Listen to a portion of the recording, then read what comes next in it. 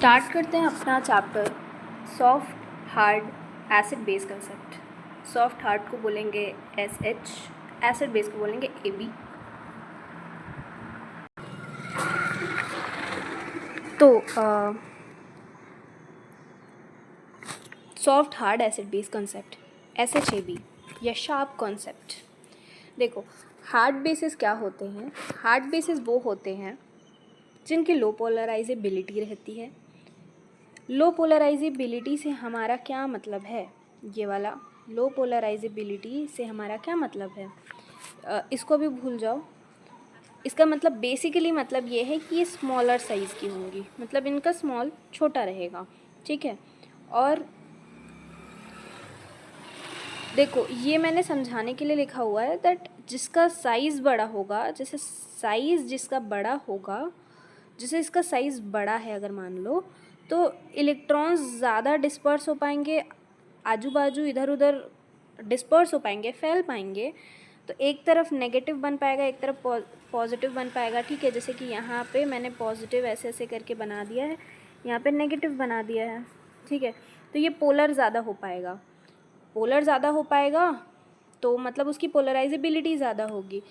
तो बट यहाँ पे क्या बोल रहा है कि स्मॉलर साइज़ है करके, ठीक है। तो वो हार्ड बेसिस हैं जिनका साइज़ छोटा है तो पोलराइजेबिलिटी कम है। फजान्स रूल यहाँ पे लगेगा, ठीक है।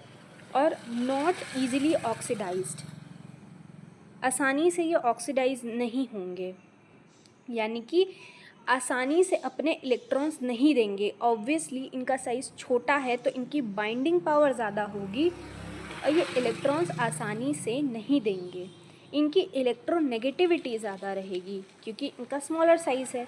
And these are associated with empty orbitals of higher energy. अब इस चीज़ का मतलब समझो,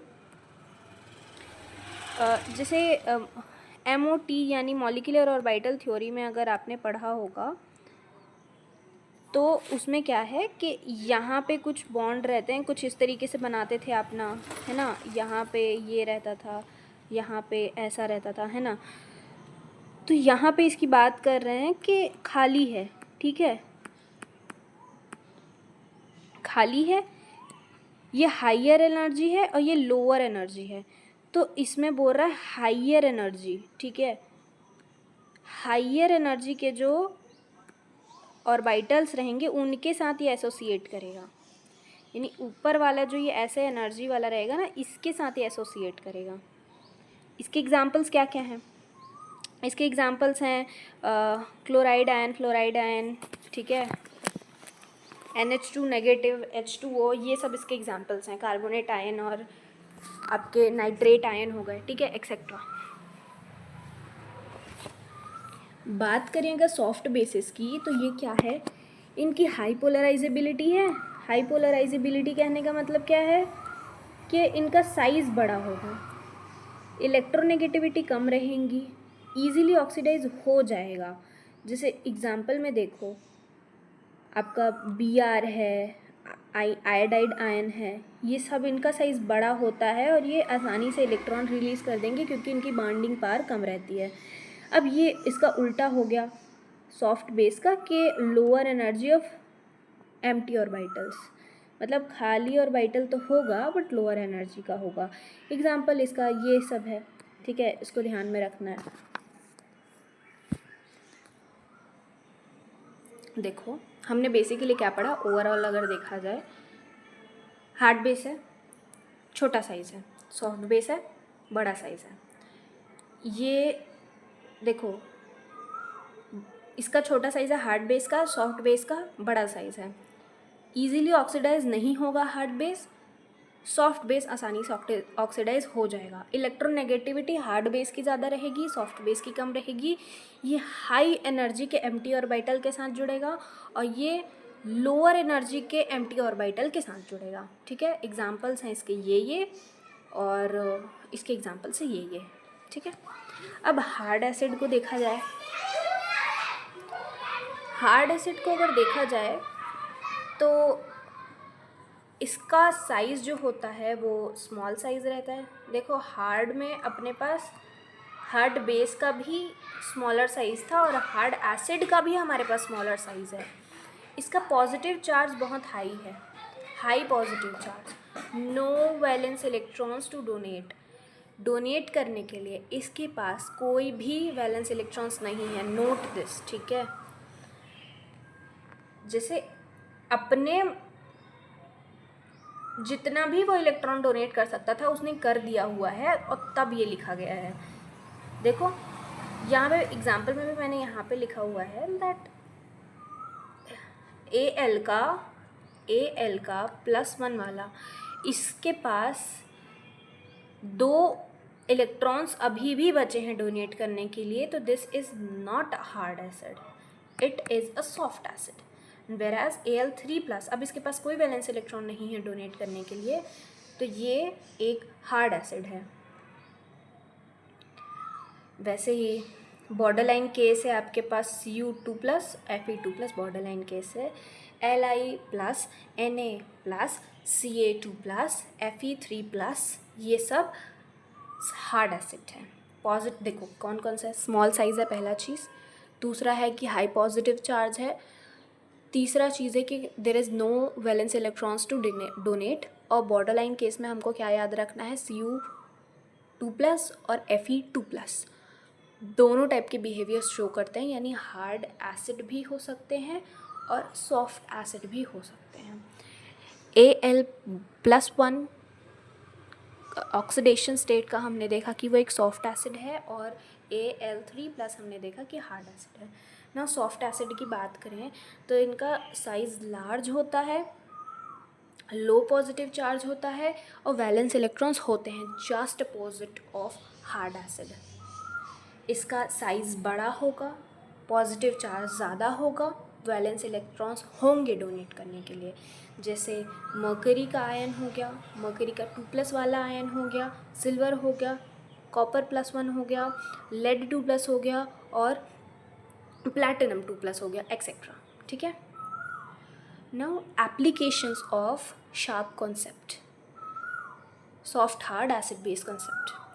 इसमें हमारे पास एक इम्पॉर्टेंट चीज़ आती है, वो है ये वाली पियर्सन्स प्रिंसिपल। पियर्सन्स प्रिंसिपल क्या होता है, ये सिंपली ये कहता है कि जो सॉफ्ट एसिड हैं वो सॉफ्ट बेस के साथ जुड़ेगा, और जो हार्ड एसिड है वो हार्ड बेस के साथ जुड़ना पसंद करेगा। बस this is it. Soft acid prefer to combine with soft bases and hard acid prefer to combine with hard bases. Stability of complexes, देखो पियर्सन्स प्रिंसिपल के कारण हम अब किन चीज़ों को एक्सप्लेन कर सकते हैं। तो सबसे पहली चीज़ जिसे हम एक्सप्लेन कर सकते हैं वो है स्टेबिलिटी ऑफ कॉम्प्लेक्सेस। देखो Ag2+, ये क्यों ज़्यादा स्टेबल है AgF2 से, इसका हम लोग एक एक्सप्लेनेशन ये दे सकते हैं दैट जो Ag+ है that is an soft acid, और जो I+ है वो एक सॉफ्ट बेस है। तो सॉफ्ट बेस और सॉफ्ट एसिड दोनों जुड़ना पसंद करेंगे अकॉर्डिंग टू पियर्सन्स प्रिंसिपल, तो इसीलिए AgI2 is more stable then AgF2, ठीक है ओके। और F- जो है वो एक हार्ड बेस है, और जो ये एसिटाइल आयन है CH3CO वो भी एक हार्ड एसिड है। तो CH3COF यानी एसिटाइल फ्लोराइड जो है वो ज़्यादा स्टेबल है as compare to acetyl iodide, ये वाला, इसको एक्सप्लेन कर सकते हैं हम लोग। आगे बढ़ते हैं। देखो इस एक क्वेश्चन हम लोग ये पूछ सकते हैं that carbon monoxide is a soft base, तो ये किसके साथ प्रेफर करेगा कंबाइन करना, BH3 जो कि एक सॉफ्ट एसिड है या BF3 जो कि एक हार्ड एसिड है। तो ऑब्वियसली शार्प कॉन्सेप्ट के हिसाब से वो सॉफ्ट एसिड से जुड़ना ज़्यादा पसंद करेगा, तो BH3 के साथ करेगा, ठीक है okay. Prediction of reaction rates, reaction के रेट को हम लोग इससे प्रेडिक्ट कर सकते हैं। कैसे, H+ के साथ जब आपका मिथाइल मर्करी मरकैप्टाइट यानी CH3HgSH जब रिएक्ट करेगा तो स्लो होती है ये रिएक्शन। CH3Hg+ बनता है और साथ में हाइड्रोजन सल्फाइड का आयन बनता है, प्रोडक्ट बनता है। ये स्लो होती है रिएक्शन। बट वहीं पे अगर जब हम लोग H+ को CH3HgOH के साथ जब रिएक्ट करवाएंगे, यानी कि मिथाइल मर्करी हाइड्रोक्साइड के साथ जब रिएक्शन करवाएंगे H+ का, जो कि H+ एक हार्ड एसिड है, तो ये रिएक्शन फास्ट हो जाएगी। CH3Hg+ और वाटर बनेगा साथ में। तो इसका आंसर कि ऊपर वाली रिएक्शन ज़्यादा थी और नीचे वाली रिएक्शन फास्ट है, इससे ये हम लोग हार्ड सॉफ्ट एसिड के कॉन्सेप्ट से दे सकते हैं।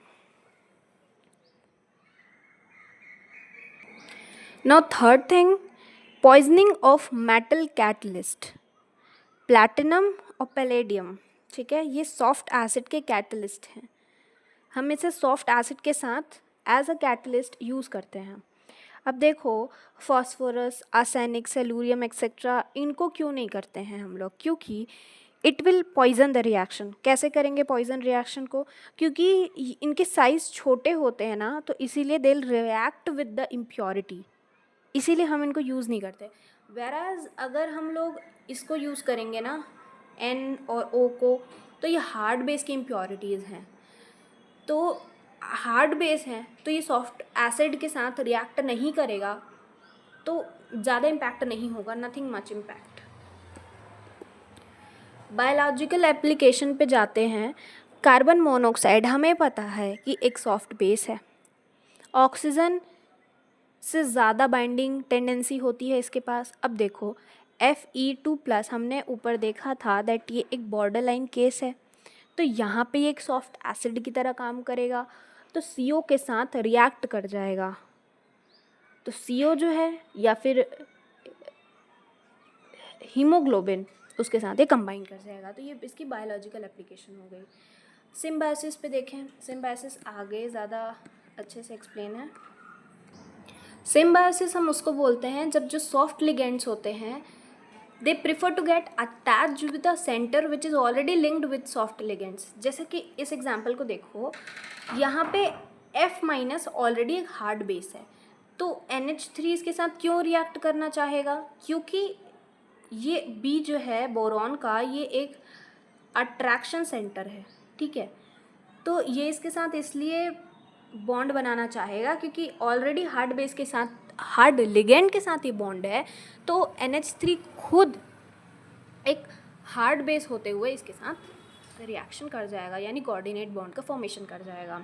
सिमिलरली हार्ड लिगेंड भी उन्हीं के साथ बॉन्ड बनाना प्रेफर करेंगे जिसके सेंटर में ऑलरेडी हार्ड लिगेंड बॉन्डेड हो, जैसे कि यहाँ वाला H3B + H- और H- being a soft base, यहाँ ये सॉफ्ट बेस H3B H- या BH4- के साथ ही कोऑर्डिनेट बॉन्ड बना लेगा।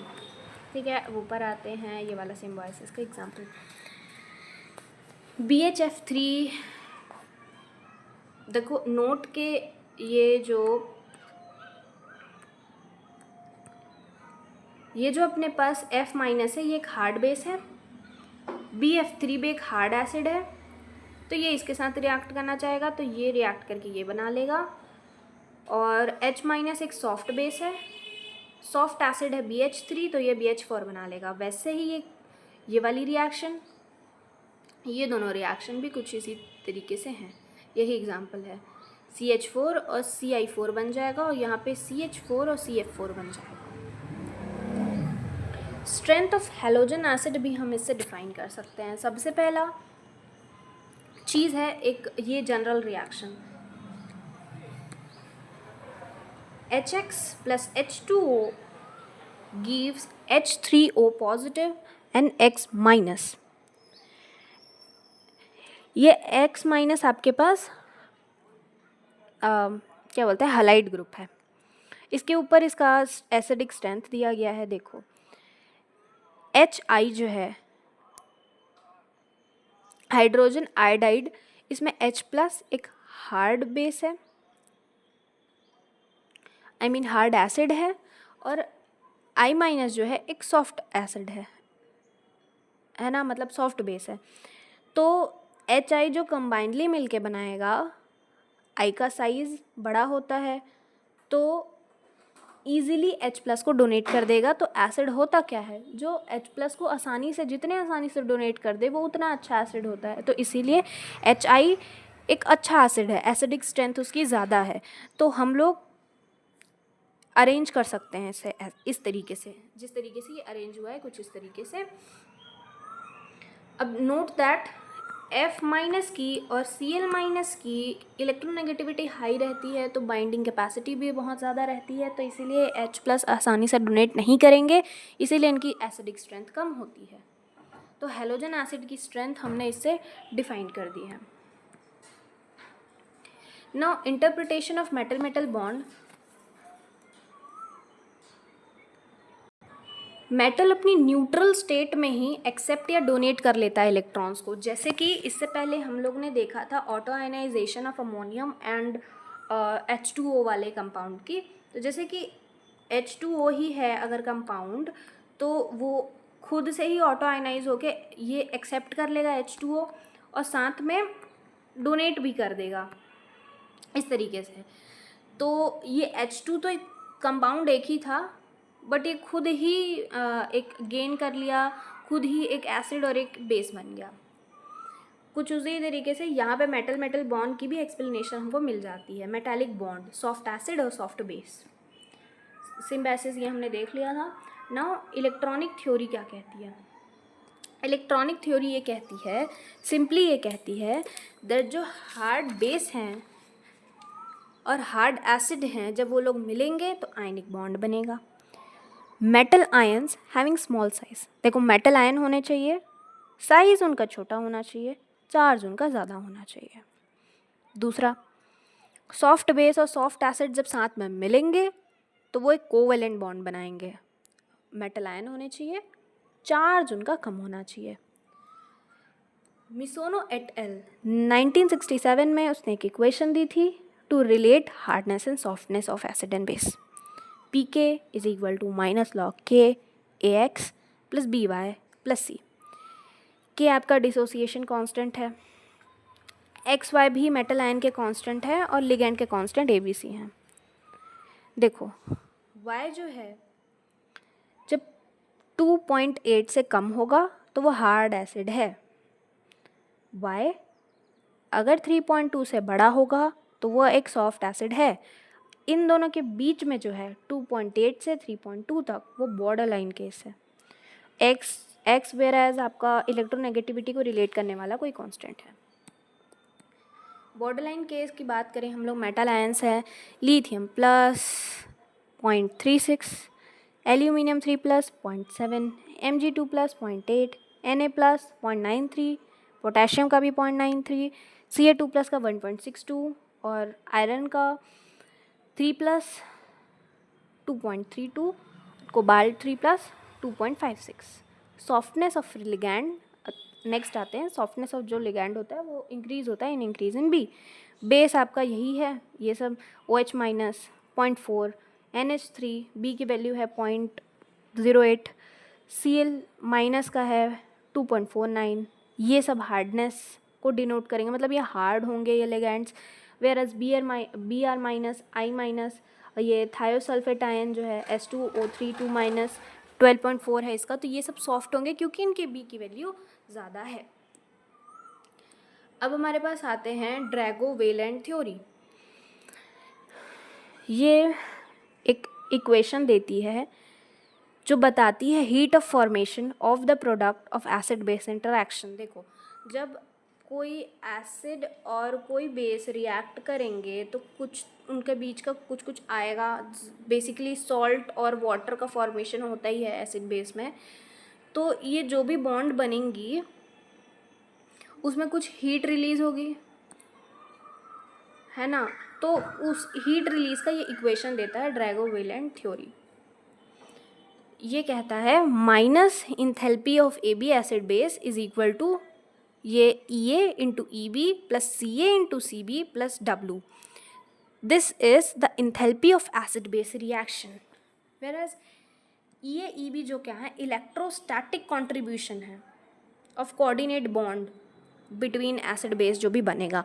CaCb जो है कोवेलेंट कॉन्ट्रीब्यूशन है, और W एक कांस्टेंट है जो कि 0 होता है। मतलब इतना ज़्यादा ध्यान देने की ज़रूरत नहीं है कैलकुलेशन वगैरह के लिए, बस हमको ये चीज़ ध्यान में रखना है कि ये थ्योरी क्या है।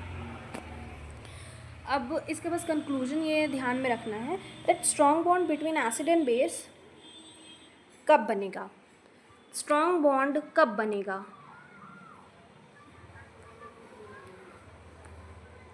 स्ट्रॉन्ग बॉन्ड एसिड बेस का तब बनेगा जब आप मतलब आपकी जो H की वैल्यू रहेगी वो हाईली नेगेटिव रहेगी। और नेगेटिव कब होती है, जब वो एक्सोथर्मिक होता है, यानी कि हीट बहुत ज़्यादा रिलीज़ होगी जब, तो उसका स्ट्रॉन्ग बॉन्ड बना होगा। अब देखो एसिड या बेस दोनों का आइदर इलेक्ट्रोस्टैटिक या कोऑर्डिनेट कंट्रीब्यूशन ज़्यादा होगा, दोनों में से किसी एक का भी अगर ज़्यादा होगा, मतलब जैसे एसिड है तो मान लो उसका इलेक्ट्रोस्टैटिक कंट्रीब्यूशन ज़्यादा है, और मान लो बेस का कोऑर्डिनेट कंट्रीब्यूशन बहुत ज़्यादा है, तो अब ये कुल मिला के एक वीकर बॉन्ड बनेगा। मतलब दोनों जब जब अलग अलग होगा तब एक वीकर बॉन्ड बनेगा। जैसे अगर दोनों का ही इलेक्ट्रोस्टैटिक कंट्रीब्यूशन ज़्यादा है तो वो स्ट्रॉन्ग बॉन्ड है, दोनों का ही कोऑर्डिनेट कंट्रीब्यूशन ज़्यादा है तो वो स्ट्रॉन्ग बॉन्ड है, बट दोनों का अलग अलग ज़्यादा है कंट्रीब्यूशन तो वो वीकर बॉन्ड है। इस हिसाब से जो ये हमारा ड्रैगोवेलेंट थ्योरी है वो ये कहता है कि रिलेटिव हार्डनेस और सॉफ्टनेस कैन बी डिटरमाइंड। अब जल्दी से देख लेते हैं लिमिटेशन ऑफ शार्प थ्योरी ये क्या है। लिमिटेशन इसकी हैं ही, देखो कोई भी डाटा बेस्ड जो मतलब डाटा इसमें नहीं है कुछ ज़्यादा, है ना, बस थ्योरी ही है। सेकेंड चीज़ देखी जाए, H3 पॉजिटिव एक सॉफ्ट एसिड है इस थ्योरी के हिसाब से, और H- सॉफ्ट बेस है इस थ्योरी के हिसाब से। तो इसके हिसाब से जब इन दोनों का रिएक्शन करवाएंगे तो मीथेन और H+ बनना चाहिए।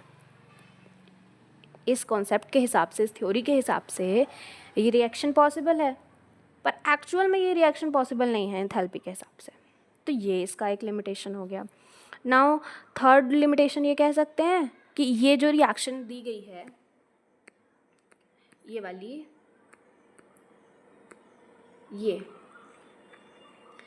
ये जो डिस्प्लेसमेंट रिएक्शन है ये कॉन्ट्राडिक्शन है इस थ्योरी का।